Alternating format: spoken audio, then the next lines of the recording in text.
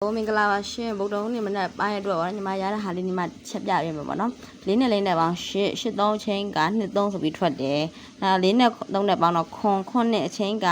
2 9ဆိုပြီးတော့ထွက်တယ်ဆိုတော့ဒီနေ့ပေးသေးရဆိုရင်3နဲ့3ညနဲ့ပေါင်း3 8ချင်းပေါ့နော်3 8ချင်းကိုဘာပရိတ်နဲ့ပေးနာလဲဆိုတော့ကိုနဲ့4နဲ့ပေါင်း3 3 8 5ပရိတ်3 8 5ပရိတ်မှာ5ပရိတ်နဲ့3တလုံး2 3ဆိုပြီးတော့ထွက်တယ်နော်3နဲ့3နဲ့ပေါင်း6 6 1 9ပရိတ်ကို6 1 9ပရိတ်ကိုနှစ်တလုံးနဲ့1ပရိတ်2 9ဆိုပြီးတော့ထွက်တယ်ပေါ့နော်အဲ့တော့ပေးသေးတယ်ဆိုရင်3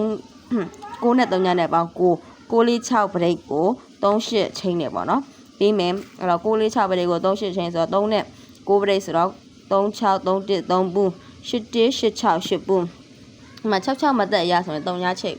3ည6ချင်းရှိရပါတော့3ည6ချင်းရှိတယ်3 6 6မသက်ကဘာလဲဆိုတာမသိရင်ပေါ့နော်ဒီမှာတစ်ချက်ပြန်ပြမယ်ခွန်လေးကို6 6နဲ့ပေါင်းတော့3 3ညချင်းက2 3ဆိုပြီးတော့ထွက်တယ်6 6 3ကို6 6နဲ့ပြန်ပေါင်းရင်2 9ဆိုပြီးတော့ဓာတ်ရအောင်ထွက်သွားရပါတော့ဓာတ်ရအောင်ထွက်သွားဒီနေ့